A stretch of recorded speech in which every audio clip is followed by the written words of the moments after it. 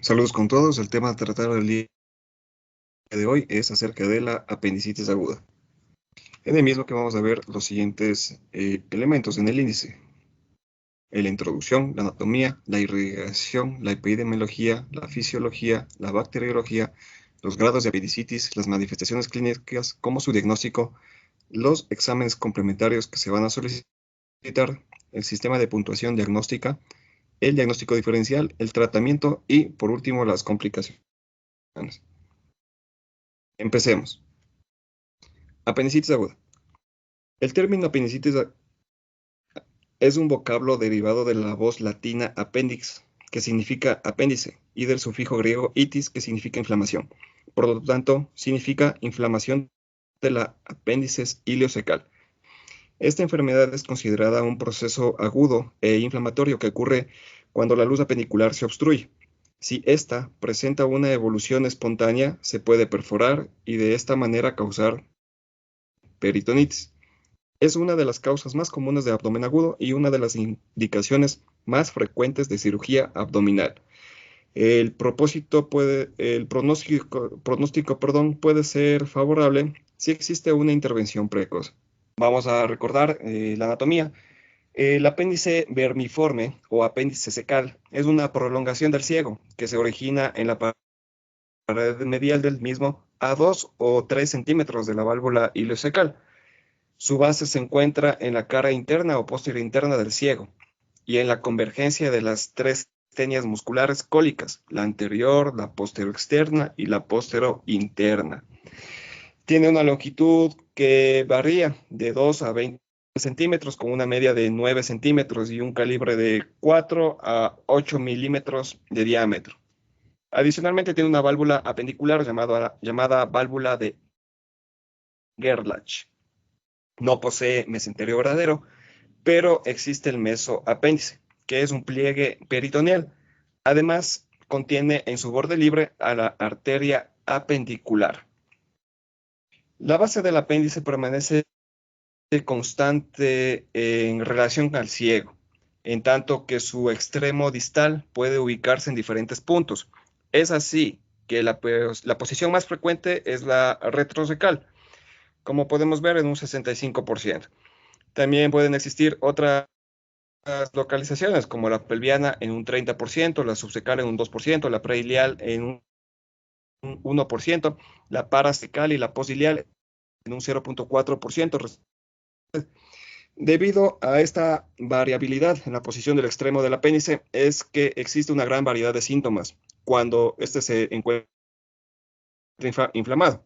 Y por lo tanto, el diagnóstico de apendicitis puede dificultarse y demorarse en el tratamiento en ciertos casos. Las relaciones anatómicas del apéndice: en situación normal, el ciego y el apéndice tienen las siguientes relaciones. A ver, en la parte lateral vamos a ver la cara medial del ciego, en la parte medial las asas intestinales, en la parte anterior las asas intestinales y la pared abdominal, en la parte posterior la fosa ilíaca y los vasos ilíacos externos. Cuando el extremo inferior del apéndice desciende hasta la cavidad pélvica, puede entrar en contacto con la vejiga, el recto, el útero, el ovario, incluso el ligamento ancho en las mujeres. Vamos a ver la irrigación. Su parte arterial está irrigado por la arteria apendicular, que puede originarse ya sea de la arteria cecal posterior y a veces de la arteria ileocólica. La base apendicular también posee aporte sanguíneo de las arterias cecales anterior y posterior, que son ramas de la arteria ileocólica, la misma que es una rama de la arteria mesentérica superior, que a su vez se deriva de la aorta abdominal. La parte venosa lo hace a través de la vena apendicular. Recordemos que las venas son satélites de las arterias y tributarias de la vena mesentérica superior. Los vasos linfáticos, la cadena ganglionar aquí se encuentra adyacente al trayecto de los vasos sanguíneos.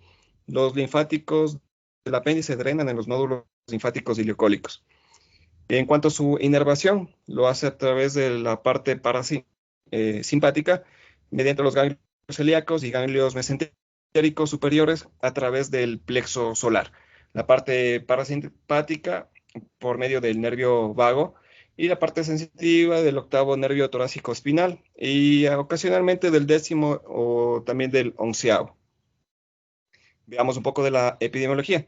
La apendicitis aguda se considera la causa más frecuente de abdomen agudo quirúrgico no traumático.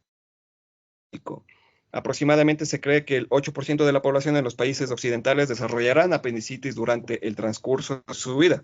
Esta patología puede observarse en todas las edades.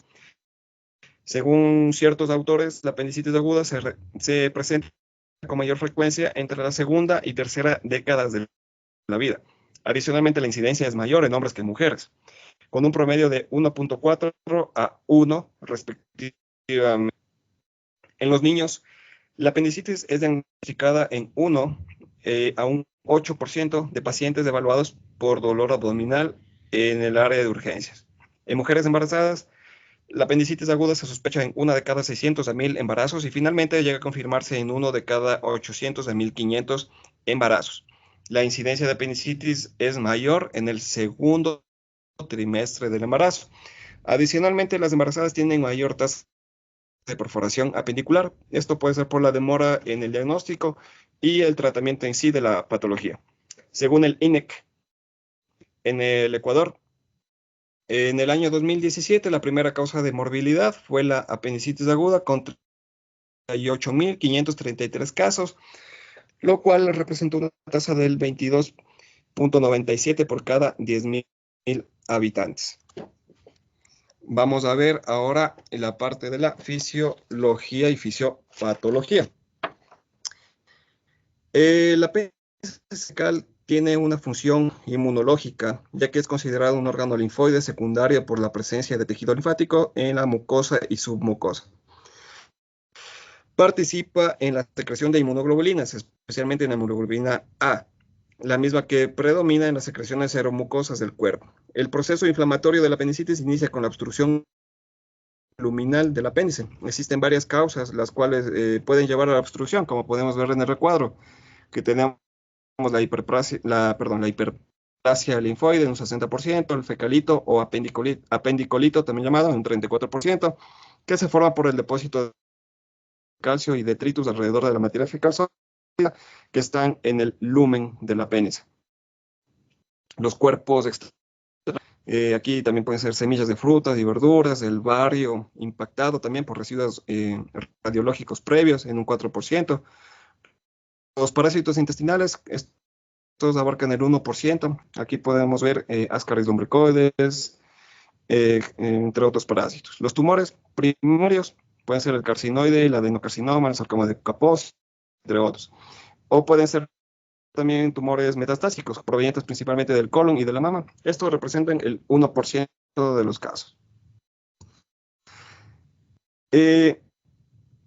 A ver, normalmente el lumen del apéndice tiene una capacidad de 0.1 ml, con una secreción cercana a 0.5 ml, y se puede aumentar la presión intraluminal a 60 centímetros incluso de agua. Con la obstrucción de la luz apendicular se produce un aumento en la presión intraluminal por la consiguiente secreción de moco y crecimiento bacteriano, provocando así distensión. Posteriormente se excede la presión venosa y linfática, obstruyendo de esta manera a los vasos linfáticos y venas. Sin embargo, el flujo arteriolar va a permanecer constante, originando así ingurgitación y congestión vascular, favoreciendo el crecimiento bacteriano y la producción de edema. Continúa el proceso y la presión intraluminal excede la presión capilar, originándose así la isquemia de la mucosa, que puede generar necrosis de la pared del apéndice con la consiguiente translocación bacteriana, ocurriendo así la apendicitis gangrenosa y por la perforación. Debido a esto último, los mecanismos de protección y de respuesta inflamatoria van a limitar este proceso. Se produce un absceso con peritonitis local. Si los mecanismos fallan, se produce una peritonitis generalizada, shock séptico y complicaciones con la formación posterior de abscesos intraperitoneales. La perforación del apéndice puede ocurrir en un punto distal a la obstrucción y el tiempo para la perforación apendicular ser variable. Esto se va a correlacionar la perforación con la evolución de los cuadros apendiculares. Perforación apendicular en menos de 24 horas de evolución y con perforación en más de 48 horas de evolución. Como resumen, podríamos decir, entonces, primero va a existir una obstrucción intestinal, segundo, una hiperplasia e incremento de la presión intraluminal, tercero, un aumento en la secreción de la mucosa más un éstasis en este punto. Aquí vamos a pasar a la obstrucción linfática y el edema, que va a haber una translocación bacteriana en este punto. Posteriormente, la trombosis venosa y la isquemia de la mucosa y posteriormente toda la pared. Y finalmente, el infarto mural con el escape de bacterias y contaminación. ¿Sí? Vamos a ver ahora la bacteriología. El apéndice fecal, la flora normal que existe es similar a la del colon, con bacterias aerobias, facultativas y anaerobias. Esta flora también depende de varios factores, como la edad, la alimentación, las condiciones higiénicas de la persona, factores culturales y el uso de antibióticos. La apendicitis es una infección polimicrobiana en que se pueden encontrar microorganismos aerobios y anaerobios fácilmente. Se han aislado en ciertos cultivos, la Escherichia coli, los bacteroides frágiles, Streptococcus faecalis, Streptococcus y especies de Pseudomonas, el Fusobacterium. Esta última se ha correlacionado con ya perforadas. Tenemos también los grados, o también llamados estadios del apéndice, que son 4. La primera, la fase grado 1, es la apendicitis congestiva o catarral. Aquí tenemos el compromiso venoso, el edema, la epiremia y la congestión. Grado 2 va a haber compromiso o fase supurativa, flebonosa también llamada. Va a haber aquí a compromiso linfático, el exudado fibrino purulento y la proliferación bacteriana. En el grado 3 o la apendicitis gangrenosa o necrótica, va a haber ya el compromiso arterial, va a haber la anoxia de los tejidos, la posterior necrosis y se evidencian también ciertas microperforaciones a nivel de la pared del apéndice. Y por último, la perforada o grado 4, que aquí ya va a haber una liberación de material purulento y también material fecal hacia la cavidad abdominal y por lo tanto provocando el cuadro de peritonitis o el plastrón o flemón. Las manifestaciones clínicas. La presentación clásica de la apendicitis puede incluir el dolor abdominal, énfasis ilíaca derecha, la anorexia, la náusea y el vómito. El dolor abdominal es el síntoma más común y ha sido reportado en casi todos los casos confirmados de apendicitis aguda. El cuadro clínico típico comienza con el dolor en epigastrio o periumbilical, que subsecuentemente va con una migración hacia la fosa ilíaca derecha dentro de las primeras 4 o 6 horas, según la literatura. A medida que la inflamación progresa, también esta se ha logrado un síntoma clásico. Esto solo ocurre en el 50-60% de los pacientes. El dolor se intensifica en las próximas 12 a 24 horas y mejoría junto con las deposiciones, los cambios posturales o el reposo. No va a haber un cambio en sí. Después del dolor puede manifestar anorexia, náuseas, vómitos. Y finalmente vamos a ver fiebre y leucocitosis, incluso todos paraclínicos. El diagnóstico, ¿cómo lo vamos a realizar? Vamos a hacerlo mediante el diagnóstico, bueno, se basa en 2 pilares fundamentales. Primero, la anamnesis y el examen físico. Los mismos que pueden orientar a la solicitud de otros estudios complementarios. En cuanto a la anamnesis, se debe hacer hincapié en la descripción del dolor, la antigüedad, el comienzo de la duración, las características, la intensidad, la localización, la irradiación del dolor, qué circunstancias atenúan este dolor o qué lo exacerban. Síntomas asociados, la presencia o anorexia, de anorexia, náusea, vómitos, intolerancia a los alimentos, síntomas respiratorios inclusive, síntomas del tracto urinario, hay que preguntar también el hábito defecatorio, diarreas o estreñimiento. Los antecedentes personales, vamos a ver clínicos, quirúrgicos, el uso de medicación, antecedentes laborales. Los antecedentes ginecobstétricos en las partes de las mujercitas, averiguar siempre la fecha de última menstruación, las características menstruales, los hábitos sexuales, los métodos anticonceptivos, la presencia de flujo o secreción vaginal. Y en cuanto al examen físico, aquí nos vamos a basar principalmente en la exploración. Tenemos ciertos puntos como el punto de McBurney, que es localizado a 2/3 del ombligo, en una línea trazada del ombligo a la espina ilíaca anterosuperior derecha. El signo de Robson, que se basa en la palpación en la fosa ilíaca izquierda con dolor referido a la fosa contralateral. Esto va a indicar irritación derecho. El signo de Bloomberg, que es dolor luego de la descompresión brusca de la fosa ilíaca derecha. El signo de que es un dolor a nivel de la fosa ilíaca derecha, la cadera del mismo lado. Entre algunos de los cientos de signos apendiculares para llegar al diagnóstico de apendicitis aguda. En cuanto a los exámenes complementarios, entre estos exámenes complementarios se pueden solicitar, son los estudios de laboratorio. Dentro de estos, una biometría hemática donde se puede observar una leucocitosis de 10.000 células por milímetro cúbico y desviación hacia la izquierda. Sin embargo, esto no siempre es encontrado en los estadios tempranos de la enfermedad. Una leucocitosis mayor a 20.000 se asocia con apendicitis complicada, con gangrena o perforadas inclusive. Adicionalmente, la proteína C reactiva mayor a 1.5 también es un indicador diagnóstico para la apendicitis aguda. Un dato para tomar en cuenta es que hasta un 10% de los pacientes con perforación apendicular han reportado valores normales de leucocitos y PCR también por la ausencia de alteración de los mismos, y esto no va a descartar una perforación. Sobre todo en pacientes ancianos, en donde pueden estar normales o inclusive también. También se puede solicitar un estudio de análisis de orina para descartar otro foco infeccioso cuando el cuadro debuta con sintomatología urinaria. Asimismo, se puede solicitar una prueba de embarazo en mujeres en edad fértil, sobre todo. Los estudios de imagen vamos a citar a la radiografía simple de abdomen, mismas que no son útiles en sí para establecer un diagnóstico de apendicitis.